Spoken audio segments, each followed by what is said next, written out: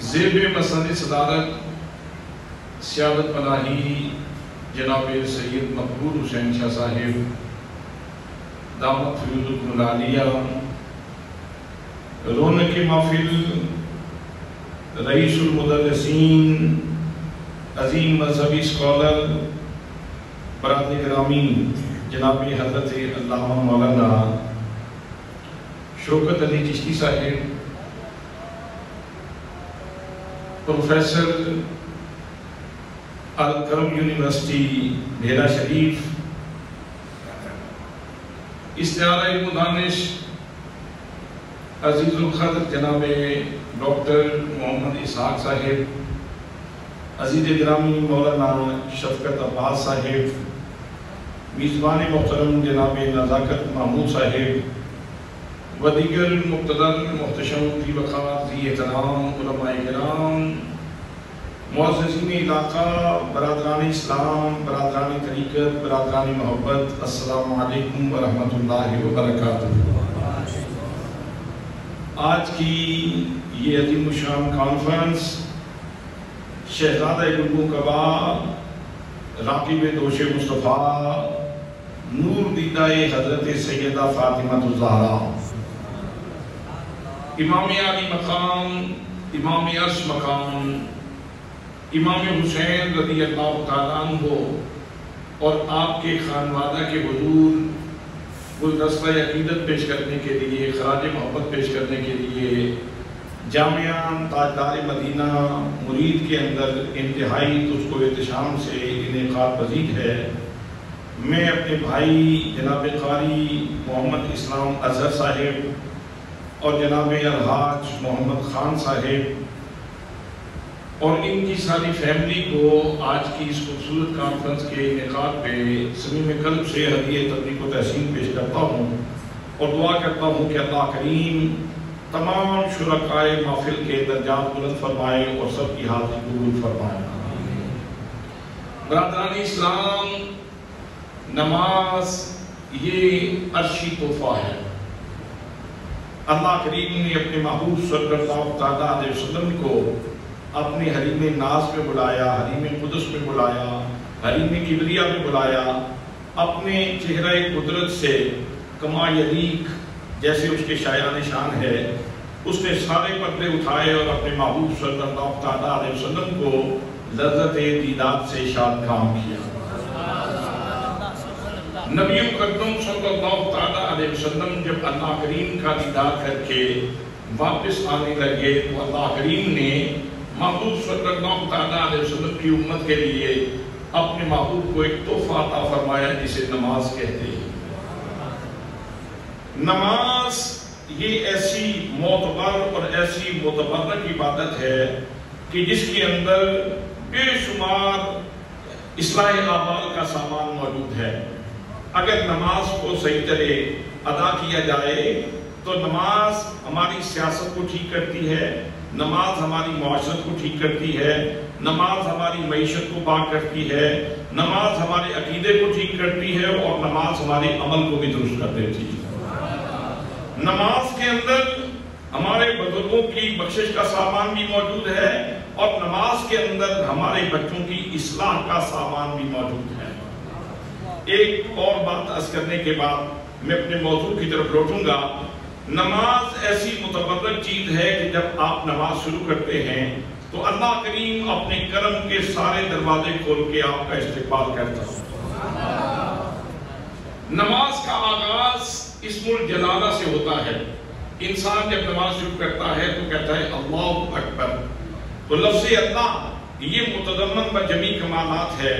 اس کے اندر اللہ کریم کے باقی سارے اسماء الحسنی آتے ہیں۔ الشکور اس کے اندر ہے، الغفور اس کے اندر ہے، المتکبر اس کے اندر ہے۔ جتنے اسماء الحسنی ہیں وہ سارے کے سارے اسم الجلالہ کے اندر موجود ہیں۔ تو حضرات محترم جب بندہ اسم الجلالہ سے اللہ کا ذکر کرے تو اللہ کریم اپنے کرم کے سارے دروازوں سے اس بندے کو خیرات عطا فرماتا ہے۔ تو گویا جب آپ نے نماز شروع کی، نماز میں جب بندے نے کہا اللہ اکبر تو اللہ کریم نے اپنے کرم کے سارے دروازوں سے خیرات عطا فرمایا۔ الشکور کے دروازے سے بھی الرحمن کے دروازے سے بھی، الرحیم کے دروازے سے بھی اللہ کریم خیرات عطا فرماتا ہے۔ اور نماز کا آخری جملہ جو نماز سے نکلنے کے لیے ہم استعمال کرتے ہیں وہ بھی ہے السلام علیکم ورحمۃ اللہ۔ آخری جو لفظ زبان کے اوپر آتا ہے وہ بھی اللہ کا اسم الجلالہ ہے۔ حضرات محترم، اس کا مطلب یہ ٹھہرا کہ جب ہم نماز میں داخل ہوتے ہیں تب بھی اللہ کریم اپنے کرم کے سارے دروازوں سے خیرات عطا فرماتا ہے، اور جب نکلنے لگتے ہیں تو تب بھی سارے دروازوں سے خیرات عطا فرما کے سائر کو الوداع کیا جاتا ہے۔ یہ ہے نماز کے فوائد۔ حضرات، میں نے عرض کیا کہ نماز کے اندر ہمارے بچوں کی اصلاح کا سامان موجود ہے۔ ہم نماز کے اندر جب سلام پھیرنے لگتے ہیں تو ایک دعا مانگتے ہیں، میں بھی دعا مانگتا ہوں، آپ بھی دعا مانگتے ہیں۔ آئیے وہ دعا کیا ہے اس کے اوپر توجہ فرمائیں۔ حضرات محترم، ہم سارے کے سارے دعا مانگتے ہیں۔ دعا ہے رب اجعلنی مقیم الصلاۃ ومن ذریتی، اے میرے اللہ، اے مجھے پالنے والے، میرے روزی رساں، مجھے رزق عطا فرمانے والے، میں روزانہ تیرے دسترخوان سے خیرات لینے والا ہوں، میرے اللہ مجھے نماز قائم کرنے والا بنا دے اور میری اولاد کو نماز قائم کرنے والا بنا دے۔ میرے دوستو، جب نماز قبول ہو جائے گی تو نماز کا فیضان بھی اللہ کریم نے قرآن پاک کے اندر بیان فرمایا۔ فرمایا ان الصلاۃ تنہی عن الفحشاء والمنکر، نماز تمام برائیوں اور بے حیائیوں سے روکتی ہے۔ میرے دوستو، جب نماز قبول ہو جائے گی تو اولاد نیک ہو جائے گی۔ جب آپ نے دعا مانگی رب اجعلنی مقیم الصلاۃ ومن ذریتی، یا اللہ مجھے نماز قائم کرنے والا بنا دے اور میری اولاد کو نماز قائم کرنے والا بنا دے۔ نماز قائم کرنے والے کے لیے مجدہ کیا ہے؟ قرآن پاک ارشاد فرماتا ہے ان الصلاۃ تنہی عن الفحشاء والمنکر، نماز تمام برائیوں اور بے حیائیوں سے روکتی ہے۔ تو جب آپ کی نماز قبول ہو جائے گی، آپ کے بچے صالح ہو جائیں گے، آپ کے بچے نماز قائم کرنے والے ہو جائیں گے۔ میرے دوستو، یہ تو میری اور آپ کی بات تھی، لیکن آؤ جہاں سے نماز شروع ہوتی ہے ذرا اس بارگاہ میں چلتے ہیں۔ یہ نماز سب سے پہلے کس نے آ کے پڑھی ہے؟ نبی کریم صلی اللہ تعالیٰ علیہ وسلم نے دعا مانگی رب اجعلنی مقیم الصلاۃ ومن ذریتی، یا اللہ مجھے نماز قائم کرنے والا بنا دے اور میری اولاد کو نماز قائم کرنے والا بنا دے۔ میرے دوستو، میری دعا رد ہو سکتی ہے، آپ کی دعا رد ہو سکتی ہے، زید کی دعا رد ہو سکتی ہے، بکر کی دعا رد ہو سکتی ہے، لیکن آمنہ کے لال نبیوں کے امام کی دعا رد نہیں ہو سکتی۔ تو میرے آقا کریم صلی اللہ علیہ وسلم نے یہ دعا مانگی اور اس درجے کی نماز ہے آپ کی۔ میرے آقا کریم صلی اللہ علیہ وسلم نے ارشاد فرمایا الصلاۃ معراج المومنین، الصلاۃ معراج المومنین، نماز مومن کی، سب بولے نماز مومن کی، پیار سے بولے سب نماز مومن کی۔ الصلاۃ عماد الدین، نماز دین کا ستون ہے۔ میرے آقا کریم صلی اللہ علیہ وسلم کی نماز اس درجے کی نماز ہے کہ اللہ کریم ارشاد فرماتا ہے اِنَّا أَعْطَيْنَاكَ الْكَوْثَرَ فَصَلِّ لِرَبِّكَ وَانْحَرْ إِنَّ شَانِئَكَ هُوَ الْأَبْتَرُ۔ جب لوگوں نے باتیں کرنا شروع کر دی، ان کا ایک بیٹا بھی فوت ہو گیا، دوسرا بیٹا بھی فوت ہو گیا، اب تو ان کا کوئی نام لینے والا نہیں ہوگا۔ اور اللہ نے فرمایا محبوب، ہم نے آپ کو کثرت عطا فرمائی ہے ہر چیز کی، اب اس کے اوپر تم کیا کرو؟ فصلی، محبوب نماز پڑھا کرو، محبوب نماز پڑھا کرو، میرے محبوب نماز پڑھا کرو۔ تو اللہ کریم کو اپنے محبوب صلی اللہ علیہ وسلم کی ادائیں بڑی پسند ہیں، اس لیے فرمایا محبوب نماز پڑھا کرو اور قربانی دیا کرو۔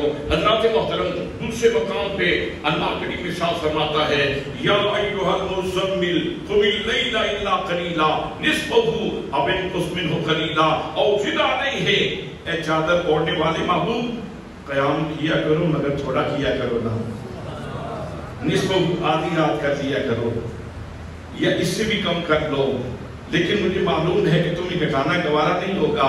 محبوب اگر گھٹانا گوارا نہیں ہے تو پھر بڑھا لو، نماز میری ہے لیکن مرضی تیری ہوگی۔ میرے دوستو، یہاں سے پتہ یہ چلتا ہے کہ محبوب صلی اللہ علیہ وسلم کی نماز کا انہماک، استغراق، یہ اللہ کی بارگاہ میں کتنا مقبول ہے اور کتنا پسندیدہ ہے، لیکن اس سے زیادہ محبوب صلی اللہ علیہ وسلم کی راحت اللہ کریم کو عزیز ہے۔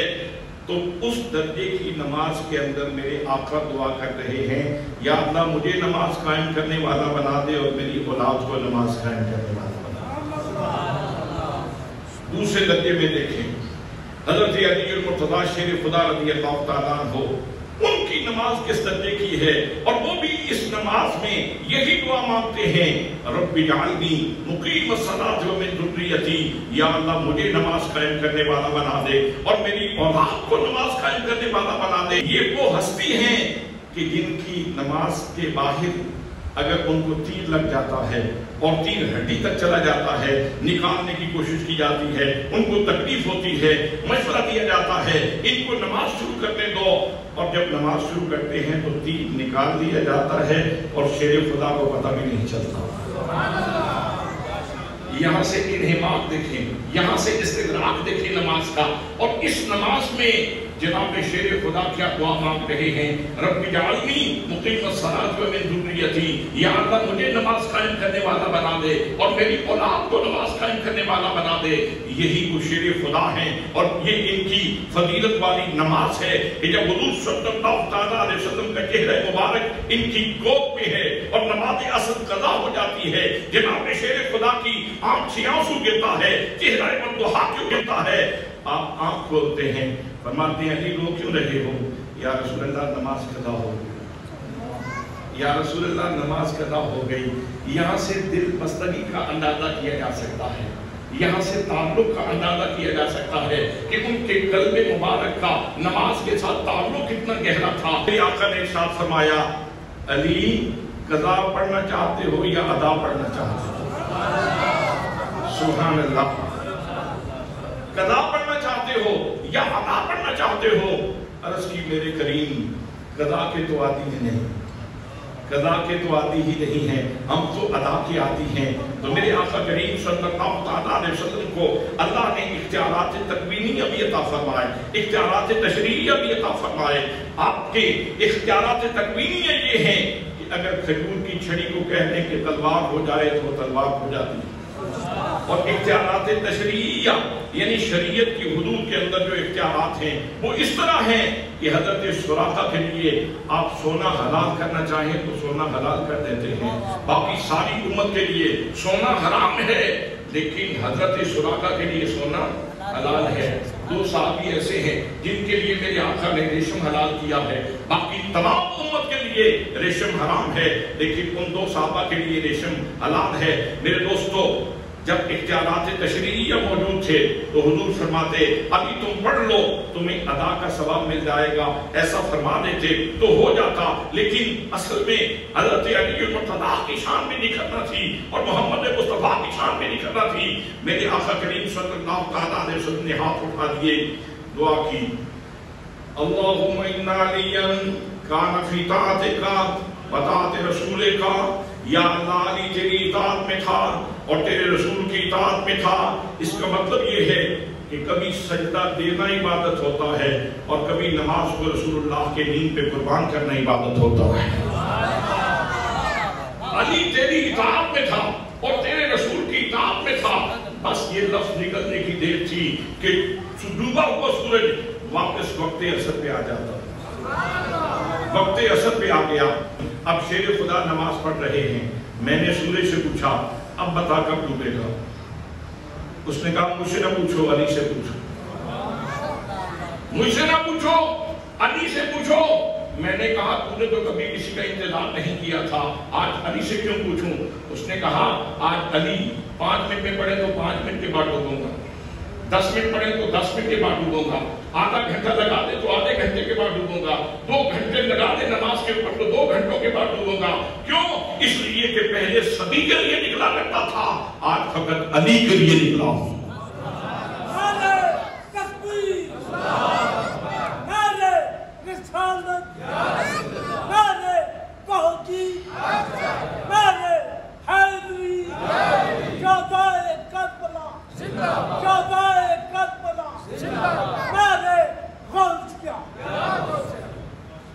सोचने का मकाम ये है कि डूबा हुआ सूरज वापस लाया गया, डूबा हुआ सूरज वापस लाया गया। सूरज क्या है? सूरज नब्ज़े कायनात है। हज़रात मोहतरम, दिन और रात के औकात के जितने तायुनात हैं सारे सूरज के साथ वाबस्ता हैं। सुबह सवेरे हल्की सी नूर नजर आती है, उसको सुबह काज़िब कहा जाता है। फिर जब रोशनी थोड़ी सी तेज हो उसे सुबह सादिक कहा जाता है। फिर आगे जब रोशनी फैलती है उसे फजर कहा जाता है। फिर उससे आगे जब रोशनी फैलती है तो उसको दोपहर कहा जाता है। फिर आगे जब रोशनी ज़वाल के ऊपर सूरज जाता है तो उसे ज़वाल का नाम दिया जाता है। जब उससे आगे चलता है तो ज़ुहर का नाम दिया जाता है। उससे आगे चले तो असर का नाम दिया जाता है। उससे आगे चले तो मगरिब का नाम दिया जाता है। जब रात की तारीख जुल्फों में मुकम्मल तौर पे चेहरा छुपा ले तो फिर एक और नाम इशा का बनता है। तो सूरज नब्ज़े कायनात है और अल्लाह करीम ने बतला दिया कि अली की नमाज इतनी अहम है कि हम अली की नमाज के लिए नब्ज़े कायनात बदल देते हैं, उनकी नमाज कदा होने नहीं देते। उनकी नमाज कदा नहीं होने देते, हम उनके लिए नब्ज़े कायनात बदल देते हैं। जिनकी नमाज के लिए नब्ज़े कायनात बदल जाती है, रंगे निज़ाम बदल जाता है, कायनात का नक्शा बदल जाता है, वो भी अपनी नमाज में यही दुआ कर रहे हैं, रब्बि जअलनी मुक़ीमस्सलाति व मिन ज़ुर्रिय्यती, या अल्लाह मुझे नमाज कायम करने वाला बना दे और मेरी औलाद को नमाज कायम करने वाला बना दे। एक तीसरी हस्ती भी है, उनका जिक्र करना भी बड़ा जरूरी है और वो सैयदा ज़हरा है। सुभान अल्लाह, सुभान अल्लाह। वो सैयदा ज़हरा है, उनका मकाम, उनका मर्तबा, उनकी शान, उनकी फजीलत, उनकी शर्बत, उनकी अज़मत के क्या कहने और उनकी रिफ़तों के क्या कहने। वो फातिमातुल ज़हरा जब मैदान महशर में उनकी सवारी आएगी तो ऐलान होगा, नक्किसू रूसकुम या अहल जमे या गुद्दू अब्सारकुम या अहल जमे या अहल महशर। ए महशर में खड़े होने वालों, अपनी गर्दनों को झुका लो या अपनी आंखों को झुका लो, फातिमा ज़हरा की सवारी जन्नत जा रही है। फातिमा ज़हरा की सवारी जन्नत जा रही है। हज़रात मोहतरम, यहाँ तो किसी की नजर के बहकने का इम्कान है, वहां तो ऐसी बात नहीं। वहां तो अल्लाह करीम अपने पूरे जलाल और जबरूत के साथ मौजूद है, वहां किसी की नजर के दाएं बाएं होने का इम्कान नहीं।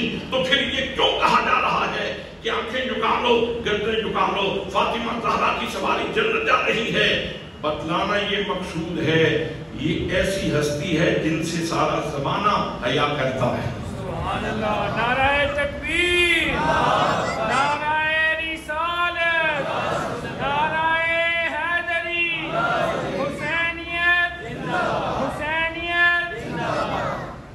और इनकी नमाज में दिलाहियत कितनी है, खुलूस कितनी है, अल्लाह की बारगाह में प्यार कितना है। हजरत सैयदा फातिमा ज़हरा के तज़किरे जमीला में ये बात मौजूद है कि आप एक सजदा करती हैं और तस्बीहात पढ़ रही हैं, सुभान रब्बियल आला, सुभान रब्बियल आला, सुभान रब्बियल आला, और कैफ आ जाता है, मजा आ जाता है, आंखें बरसना शुरू कर देती हैं, दिल गुदास हो जाता है। हत्ता के तस्बीहात पढ़ते पढ़ते फजर की अज़ान होती है, फातिमा ज़हरा सर सजदे से उठाती हैं और उठा के अर्ज़ करती हैं, मेरे मालिक तूने कितनी छोटी छोटी रातें बनाई, तेरी बंदी का एक सजदा भी मुकम्मल नहीं हुआ, रात पहले खत्म हो गई। सुभान अल्लाह।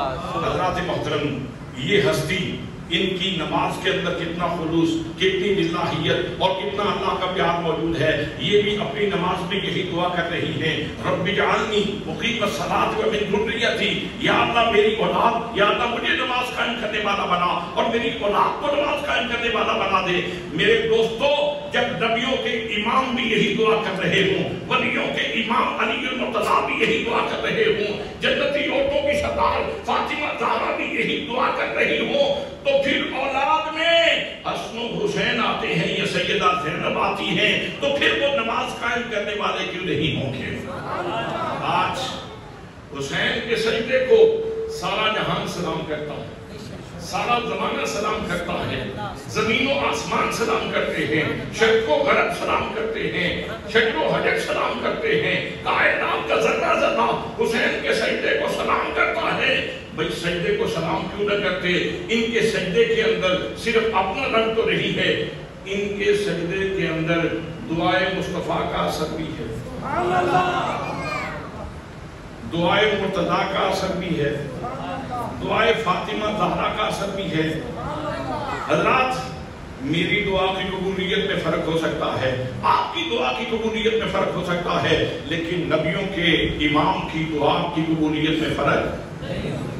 سب بولیں میرے آقا کی دعا کی قبولیت میں فرق نہیں، حضرت شیر خدا کی دعا کی قبولیت میں فرق نہیں، حضرت فاطمہ زہرا کی دعا کی قبولیت میں فرق نہیں ہو سکتا، تو پھر حسین کے سجدے میں کیسے فرق ہو سکتا؟ پھر نماز امام حسن کی ہو یا نماز امام حسین کی ہو، ان شہزادوں کی نماز کے اندر کیوں فرق ہو سکتا ہے؟ کیوں کمی رہ سکتی ہے؟ کیوں خامی رہ سکتی ہے؟ کیوں نقص رہ سکتا ہے؟ یہاں خلوص کی کمی کیسے ہو سکتی ہے؟ یہاں الہیت کی کمی کیسے ہو سکتی ہے؟ اپنے عمل کا اظہار نہیں ہے۔ ان کی نماز کے اندر محمد مصطفیٰ کی نماز کی تربیت کا بھی اثر ہے، حضرت علی کی تربیت کا بھی اثر ہے، فاطمہ زہرا کی تربیت کا بھی اثر ہے، اور ان ہستیوں کی دعاؤں کا بھی اثر ہے۔ امام حسن مجتبیٰ آپ کی نماز کا تھوڑا سا تذکرہ سنیں اور پھر اس کے بعد امام حسین کی طرف چلتے ہیں۔ حضرت سیدنا امام حسن مجتبیٰ رضی اللہ تعالیٰ عنہ، ان کی شان یہ ہے، آپ ارشاد فرماتے ہیں وہ اللہ کے بندو، اے امت مصطفیٰ، اے اللہ کی محبت میں تڑپنے والوں، سنو میں تمہیں ایک نسخہ دیتا ہوں۔ فرماتے ہیں اگر اللہ سے باتیں کرنا چاہو نا تو نماز پڑھ لیا کرو۔ سبحان اللہ، سبحان اللہ، سبحان اللہ۔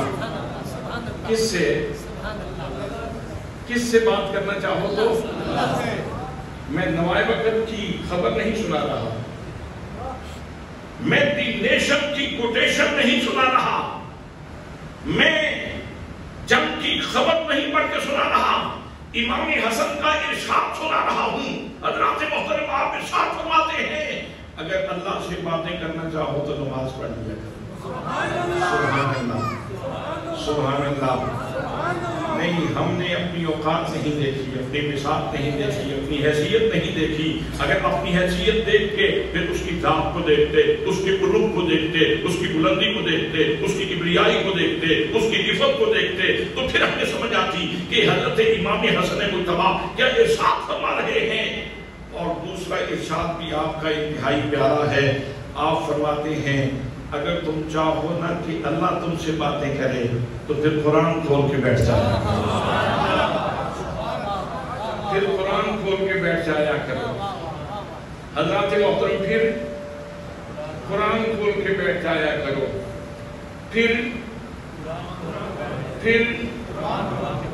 آپ توجہ نہیں کر رہے، میں بڑے اہم سٹیشن پہ لے جانا چاہتا ہوں، میں آپ کو بڑے اہم سٹیشن پہ لے جانا چاہتا ہوں۔ حضرات محترم امام حسن مجتبیٰ حسین کریم سے بڑے ہیں، سیدہ زینب سے بڑے ہیں، اس خاندان کے بڑے ہیں۔ آپ ارشاد فرما رہے ہیں اگر چاہو کہ تم اللہ سے باتیں کرو تو نماز پڑھ لیا کرو، اور اگر چاہو کہ خداوند قدوس تم سے باتیں کرے تو پھر قرآن کھول کے بیٹھ جاؤ۔ میدان کرب و بلا میں اللہ بھی ان سے باتیں کر رہا تھا اور یہ بھی اللہ سے باتیں کر رہے تھے۔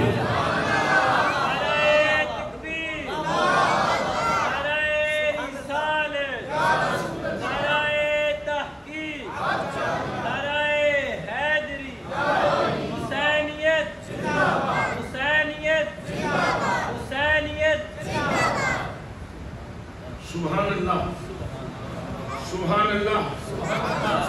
ہم نے سفر کرنا ہو تو ہم اپنے مرشد، اپنے بڑے، اپنے استاد کے دیے ہوئے نقشے کے مطابق سفر کرتے ہیں۔ ہم کہتے ہیں ضیاء الامت نے ایسا فرمایا تھا، ہم کہتے ہیں استاد مکرم نے ایسا فرمایا تھا، ہم نے کہا اپنے بڑے نے ایسا فرمایا تھا۔ حضرات محترم تو یہ وہ ہستیاں ہیں میدان کرب و بلا کے کے اندر یہ کہہ سکتے ہیں کہ بھائی حسن نے یہ فرمایا تھا اگر اللہ سے باتیں کرنا چاہتے ہو تو پھر نماز پڑھو، اور اگر یہ چاہتے ہو کہ اللہ تم سے باتیں کرے تو پھر قرآن کھول کے بیٹھ جاؤ۔ کربلا میں یہی دو باتیں ہوتی رہی، کربلا میں یہی تو دو کام ہوتے رہے ہیں، کربلا میں یہی تو دو کام ہوتے رہے۔ امام حسن سے پوچھو، حضرت شہزادہ علی اکبر سے پوچھو، حضرت شہزادہ قاسم سے پوچھو، حضرت شہزادہ اونو محمد سے پوچھو، حضرت ابو بکر بن علی سے پوچھو، عمر بن علی سے پوچھو، عثمان بن علی سے پوچھو، شہداء کربلا سے پوچھو، حضرت سیدہ زینب سے پوچھو، سیدہ شہبانو سے پوچھو، حضرت ام زینب سے پوچھو، وہاں یہی تو دو کام ہوتے رہے۔ یا یہ خدا سے ہم کلام رہے یا خدا ان سے ہم کلام رہا، یا خدا ان سے ہم کلام رہا۔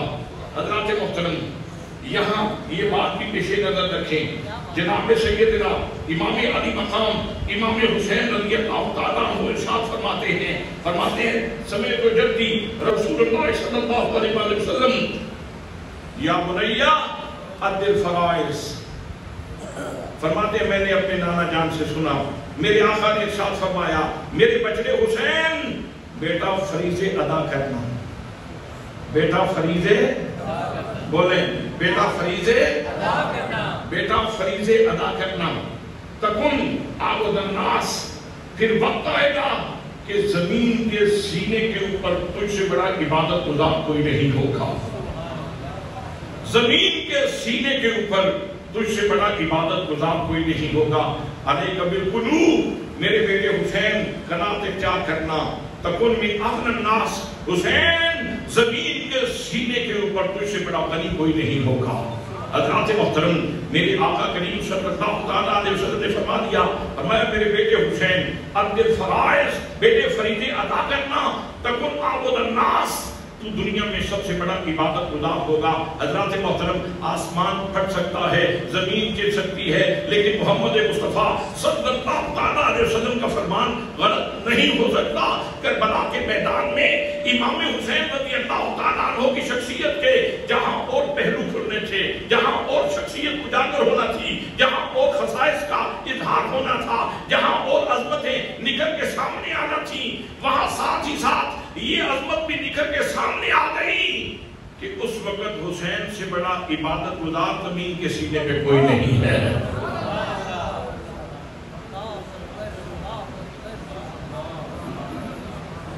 میرے دوستو، پانی پی کے عبادت کرنا اور ہے، کھانا کھا کے عبادت کرنا اور ہے، سیر ہو کے عبادت کرنا اور ہے، اے سی لگا کر کے عبادت کرنا اور ہے، پنکھے کے نیچے کھڑے ہو کر کے عبادت کرنا اور ہے، لیکن ایسی عبادت کہ علی اصغر بلک رہا ہو اور باپ نماز پڑھ رہا ہو،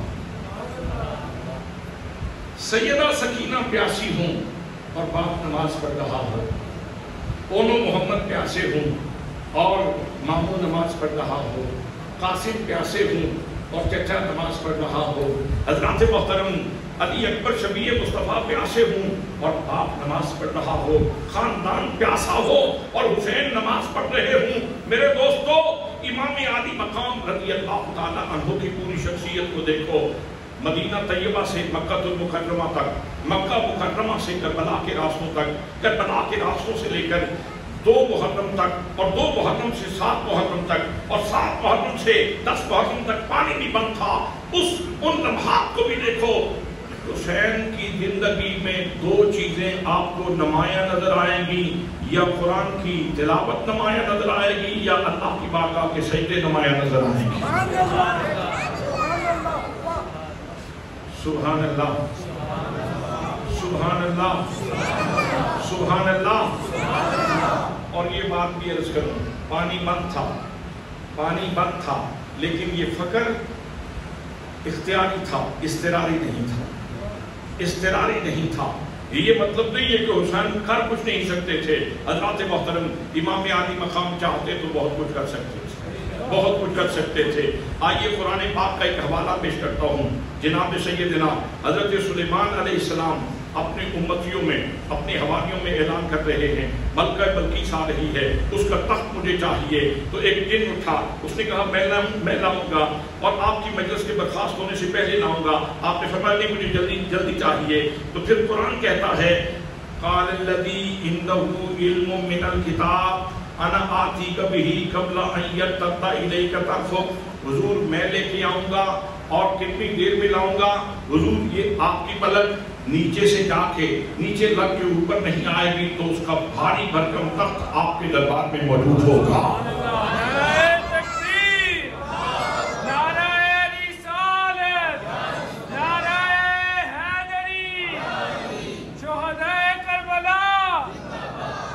یہ صرف دعویٰ تھا یا ایسا ہوا؟ ایسا ہوا. اب آپ مجھے بتائیں، ایک وہ کتاب ہے جو حضرت سلیمان پہ اتری، ایک وہ کتاب ہے جو سینہ مصطفیٰ کے اوپر اتری. ان دونوں کتابوں میں فضیلت والی کتاب کون سی ہے؟ فضیلت والی کتاب کون سی ہے؟ اور ادھر آصف بن برخیہ ہے جو حضرت سلیمان کا رشتہ دار نہیں ہے، امتی ہے.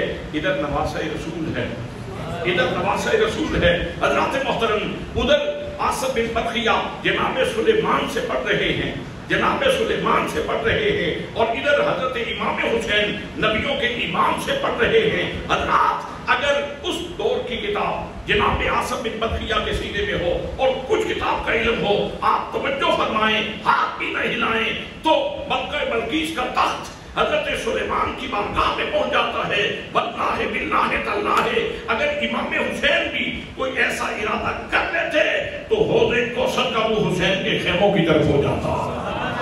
نعرہ تکبیر، نعرہ رسالت، نعرہ تحقیق، نعرہ حیدری، نعرہ غوثیہ.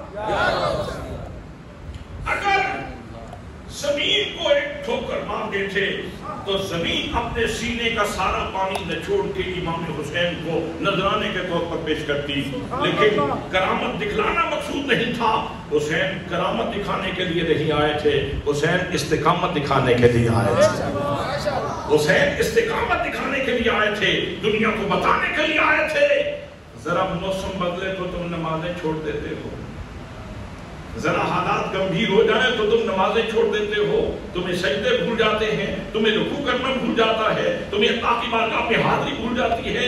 دیکھو اگر حسین کے ماننے والے ہو اور مشن حسین کے اوپر چلنے والے ہو تو پھر سنو، پانی بند تھا، بچے بھی پیاسے تھے اور حسین پھر بھی اپنے رب کی بارگاہ میں جھک رہا تھا.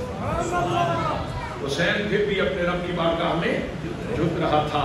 حضرات محترم، امام حسین کا یہ فخر یہ اضطراری نہیں تھا، یہ اختیاری تھا. قرآن کا ایک حوالہ اور پیش کرتا ہوں. حضرت مریم سلام اللہ علیہا، حضرت عیسیٰ کی ولادت کا وقت ہو گیا، علیحدگی میں چلی گئی. یا اللہ مجھے کسی مرد نے چھوا نہیں، تیرا قانون پورا ہوا نہیں، تو بیٹا کیسے پیدا ہوگا اور زمانہ کیا کہے گا؟ علیحدگی میں چلی گئی. جب بچے کی پیدائش ہوتی ہے تو عرض کرنے لگی میرے مالک مجھے بھوک لگ گئی، مجھے پیاس لگ گئی. ہاتھ اٹھا دی، عرض کی مجھے پیاس لگ گئی، مجھے بھوک لگ گئی. فرمایا مریم پریشان ہونے کی ضرورت نہیں، یہ تیرے پاس تو کھجور کا تنا ہے. وَهُزِّي إِلَيْكِ بِجِذْعِ النَّخْلَةِ تُسَاقِطْ عَلَيْكِ رُطَبًا جَنِيًّا. مریم اس کھجور کے تنے کو پکڑ، اس کو ہلا، اس کو ہلانا تیرا کام ہے اور تیری جھولی پکی ہوئی کھجوروں سے بھر دینا میرا کام ہے. کھجور کا خشک تنا جناب مریم نے ہاتھ ڈالا. اب وہ خدا بند قدوس جو من و سلوہ اتار سکتا ہے وہ کھجوروں کو کیوں ہاتھ ڈلوا رہا ہے؟ اصل میں پیغام یہ بھی دینا مقصود تھا کہ سارے ہاتھ خالی نہیں ہوتے، اللہ والوں کے ہاتھوں میں بڑی برکت ہوتی ہے. اللہ والوں کے ہاتھوں میں بڑی برکت ہوتی ہے. حضرات محترم، یہ پیغام بھی دینا تھا، یہ میسج بھی دینا تھا. جب حضرت مریم سلام اللہ علیہا نے خشک تنے کو پکڑا، ہلایا تو فوراً شاخیں نکلی، فوراً ڈوکے لگے، فوراً وہ پک گئے اور حضرت مریم کی گود میں گرنے لگے. ساتھ پانی کے چشمہ جاری ہو گیا. علم کلام کے ماہرین سے پوچھو، حضرت مولانا شوکت علی چشتی صاحب سے پوچھو، یہ فرمائیں گے یہ کرامت ہے حضرت مریم کی۔ میرے دوستو، یہاں تو ایک مریم صاحب کرامت ہے، کربلا کے میدان میں ایک بندہ صاحب کرامت نہیں، پورا خاندان صاحب کرامت ہے۔ امام حسین صاحب کرامت ہیں، سیدہ زینب صاحب کرامت ہیں، شہزادہ قاسم صاحب کرامت ہیں، حضرت علی اکبر صاحب کرامت ہیں، اور محمد صاحب کرامت ہیں، حضرت امام حسین کا پورا خاندان صاحب کرامت ہے۔ اگر وہ ہاتھ اٹھاتے تھے، پانی کا ملنا کوئی دشوار نہیں تھا، پانی کا ملنا کوئی دشوار، بولے نا پانی کا ملنا کوئی دشوار نہیں، لیکن اصل میں وہ کرامت دکھلانے کے لیے نہیں آئے تھے، وہ استقامت دکھلانے کے لیے آئے تھے، زمانے کو یہ بتانے کے لیے آئے تھے کہ ویسے تو اللہ نے سبھی کو وما خلقت الجن والانس الا لیعبدون، میں نے جنوں اور انسانوں کو اپنی عبادت کے لیے پیدا کیا ہے، لیکن اس عبادت میں کس کی عبادت میں کتنا حسن ہے یہ دیکھنا ہو تو پھر زمانے کو دیکھ کے پھر کربلا کے میدان کو دیکھنا، تمہیں پتہ چل جائے گا فاطمہ زہرا کی لالوں کی نماز کے اندر حسن کتنا ہے، جمال کتنا ہے، جمال کتنا ہے، للہیت کتنی ہے، خلوص کتنا ہے۔ اور یہاں یہ حدیث پاک بھی پیش نظر رکھو، میرے آقا کریم صلی اللہ تعالیٰ علیہ وسلم نے ارشاد فرمایا ان تعبد اللہ کأنک تراہ فإن لم تکن تراہ فإنہ یراک، کہ جب تم عبادت کرتے ہو تو یوں تصور باندھو جیسے تم اللہ کو دیکھ رہے ہو، جیسے تم اللہ کو دیکھ رہے ہو۔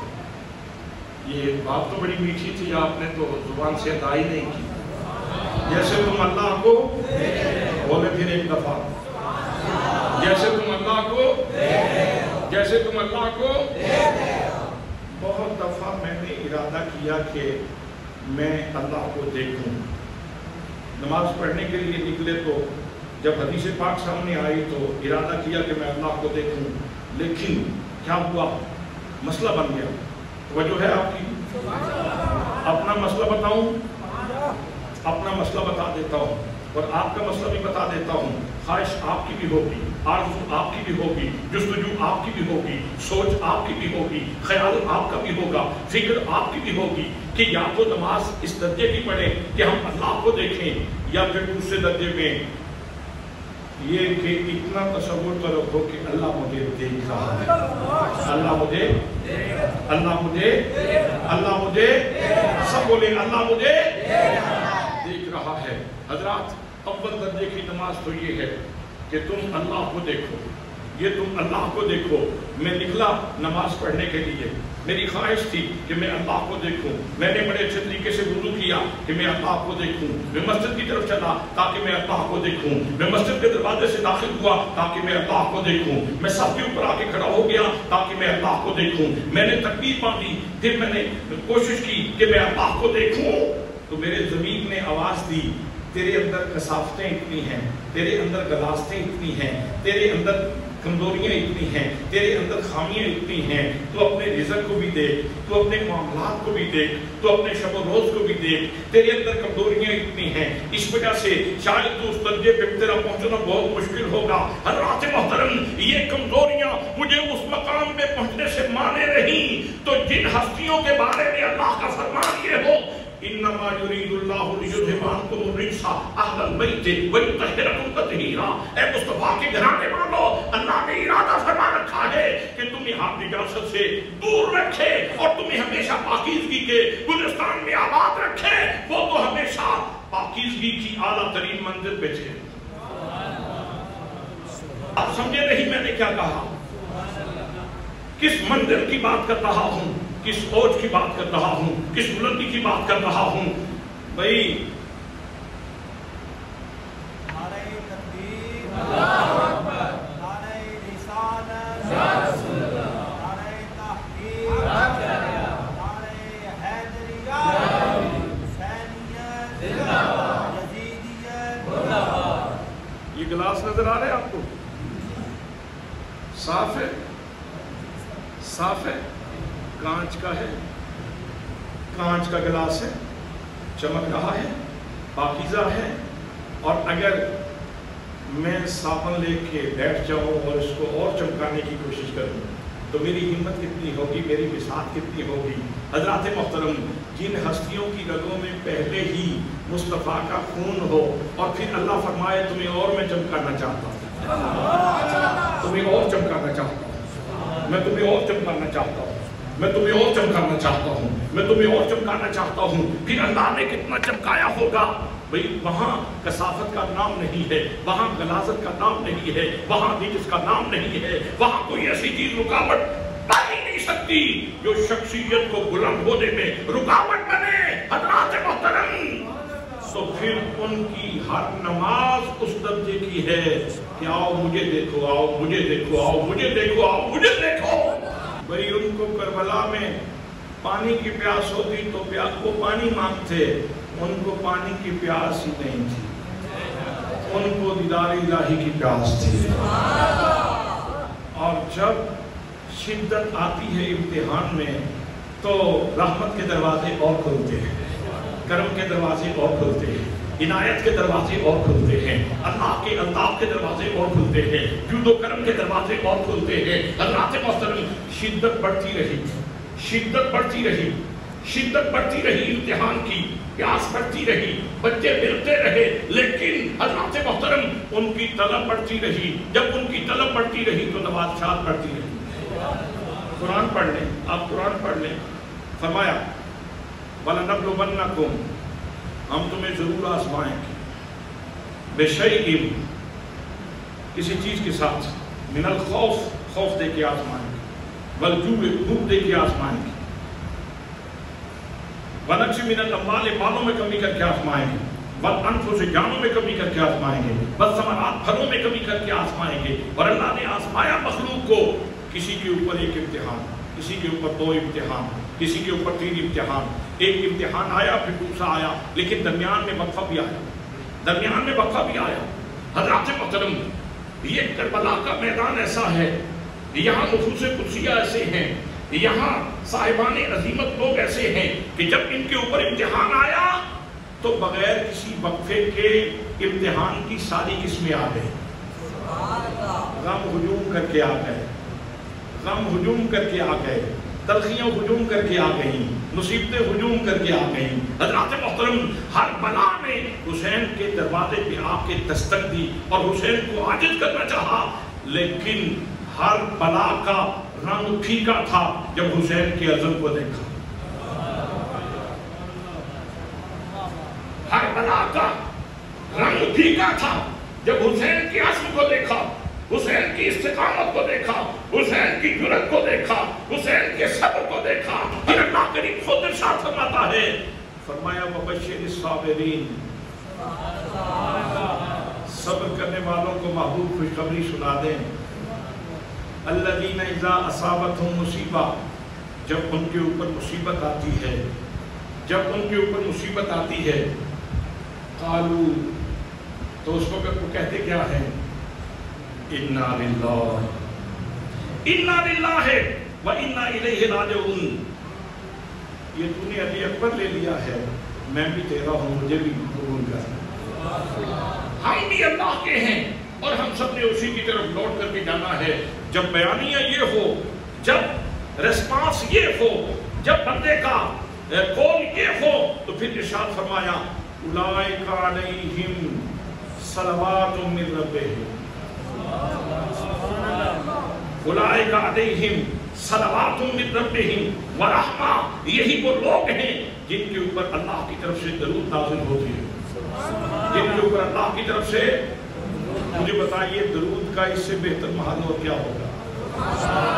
درود کا اور بہتر، اس سے بہتر محل اور کیا ہوگا کہ ان کے اوپر درود نازل ہوتے ہیں، اولئک علیہم صلوات من ربہم ورحمہ، اور ان کے اوپر رحمتیں نازل ہوتی ہیں، واولئک ھم المہتدون، اور یہی تو لوگ ہیں جو راہ ہدایت کا روشن مینار ہیں، یہی تو لوگ ہیں جو ہدایت کے اوپر ہیں۔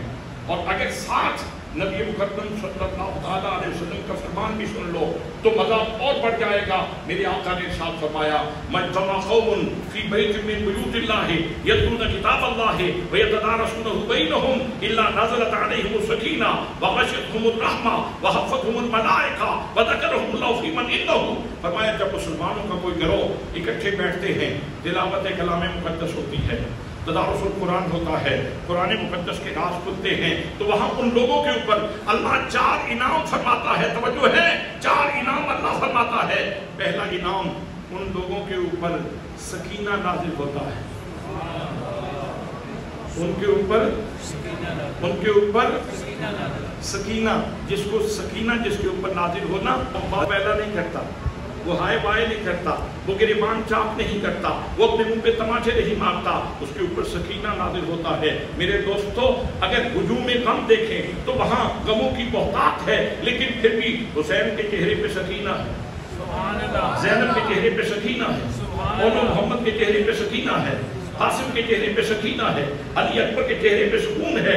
इसलिए कि लोगों की नज़र तो सिर्फ प्यास पे लगी हुई है, और हदीस रसूल की रोशनी में देखें तो उनके ऊपर अल्लाह की तरफ से सकीना नाज़िल हो रहा है। मैंने एक जगह पे करबला का जिक्र करते हुए ये कह दिया कि लोग कहते हैं हुसैन प्यासा था, लेकिन मैं कहता हूँ कि हुसैन बहुत सैराब था।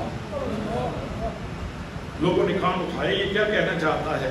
आजकल चूंकि नई बात करने का बड़ा रवाज है ताकि लोगों की तवज्जो हो, तो लोग समझे कि शायद ये भी इसी शौक में कोई नई बात कहना चाहता है। मैंने कहा नई बात नहीं कहना चाहता, बस फर्क ये है कि अगर तारीख की किताबों की रोशनी में देखो तो प्यास नजर आती है, और अगर हदीस रसूल की रोशनी में देखें तो वहाँ सकीना नाज़िल होता हुआ नजर आता है। दूसरा इनाम फरमाया, गाशियतहुमुर रहमा। एक खैमा तो वो था जो हुसैन ने अपने हाथों से लगाया था, एक रहमत का खैमा वो था जो अल्लाह ने फरिश्तों के जरिए लगवाया था। हज़रात मोहतरम, उनके ऊपर नूर के खैमे लगे हुए थे। और तीसरा इनाम फरमाया, हफ़्फ़तहुमुल मलाइका, फरिश्ते उनकी ताज़ीम को, तकरीम को, ऐसे लोगों की ताज़ीम तकरीम को अल्लाह करीम खुद ही नाज़िल फरमाता है, फरिश्ते नाज़िल फरमाता है। लोगों, हुसैन करीम का जो करबला में प्रोटोकॉल था वो ये था कि हुसैन करीम के दाएं बाएं फरिश्तों की जमातें खड़ी थी, और आज ये राज भी खुलना था। अल्लाह ने फरिश्तों को इरशाद फरमाया, इन्नी जाइलुन फिल अर्द खलीफा, मैं ज़मीन में अपना खलीफा बनाना चाहता हूँ। फरिश्तों ने अर्ज़ की, अतजालु फीहा मन युफ़सिदु फीहा व यस्फिकु दिमा व नहनु नुसब्बिहु बिहम्दिका व नुक़द्दिसु लक। या अल्लाह, क्या तू उसको बनाएगा जो ज़मीन में फसाद करेगा, खूनरेज़ी करेगा, दंगा करेगा। या अल्लाह, तेरी तस्बीह के लिए हम काफ़ी हैं, तेरी तस्बीह हम बयान करेंगे, तेरी तकदीस हम बयान करेंगे, तेरी पाकी हम बयान करेंगे, तेरी किबरियाई हम बयान करेंगे, तेरी अज़मतों को हम बयान करेंगे, तेरी इफ़तों को हम बयान करेंगे, तेरा जिक्र हम करेंगे। अल्लाह ने फरमाया, इन्नी आलमु मा ला तालमून, जो मैं जानता हूँ वो तुम नहीं जानते। हुसैन इन्नी आलमु मा ला तालमून की तशरीह कर रहे थे। फरिश्तों, तुम जिक्र करते हो, तस्बीह करते हो, तकदीस बयान करते हो, तेरा खाना भी वही है, तेरा पीना भी वही है। जिब्रील तेरा तो खाना पीना वही है, मीकाईल तेरा तो खाना पीना वही है, इसराफील तेरा तो खाना पीना वही है, इज़राइल तेरा तो खाना पीना वही चीज है। जिक्र तो ये है कि जहान की सारी जरूरतें रुख फेर गई, और फिर भी हुसैन अल्लाह का जिक्र कर रहा है, फिर भी हुसैन अल्लाह का जिक्र कर रहा है। तो आज इन्नी आलमो माला तालमून का जो अल्लाह का मक़ूला है, जो अल्लाह का फरमान है, हुसैन करीम उसकी तशरीह कर रहे थे कि जो अल्लाह ने फरमाया था जो मैं जानता हूँ वो तुम नहीं जानते। आज हुसैन उसकी तशरीह और तफसीर कर रहे थे। हज़रात मोहतरम, चौथा इनाम फरमाया, वज़्ज़करहुमुल्लाहु फी मन इंदहु, ऐसे लोगों का अल्लाह करीम अपने मुकर्रब फरिश्तों में जिक्र करता है। ऐसे लोगों का अल्लाह करीम अपने मुकर्रब फरिश्तों में जिक्र करता है, जिक्र करता है। हज़रात मोहतरम, हुसैन जब फातिमा की गोद में था तब भी काबिल जिक्र था।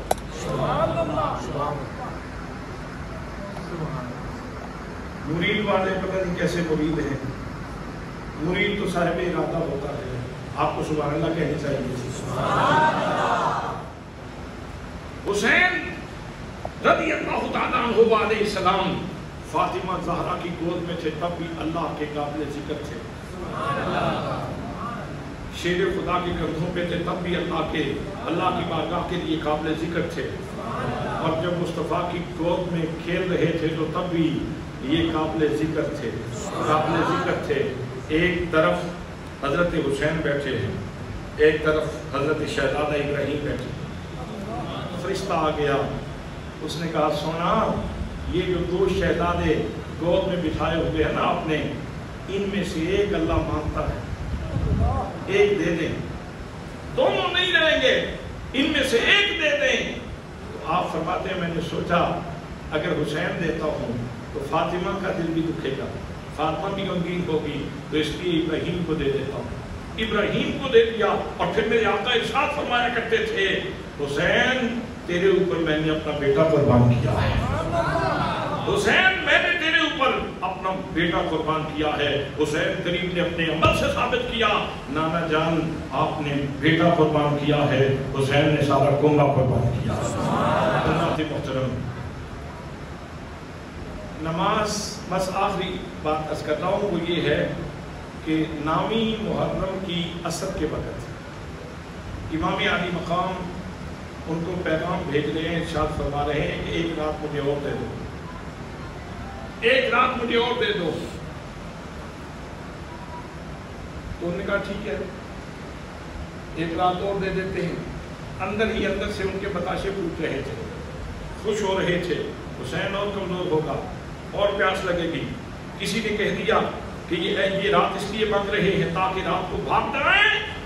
حسین کریم نے کہا جس کی رگوں میں خون حیدری ہو وہ میدان سے بھاگ نہیں سکتا. میں تو رات اس لیے مانگ رہا ہوں تاکہ جی بھر کے اپنے رب کی بارگاہ میں عبادت کر سکوں.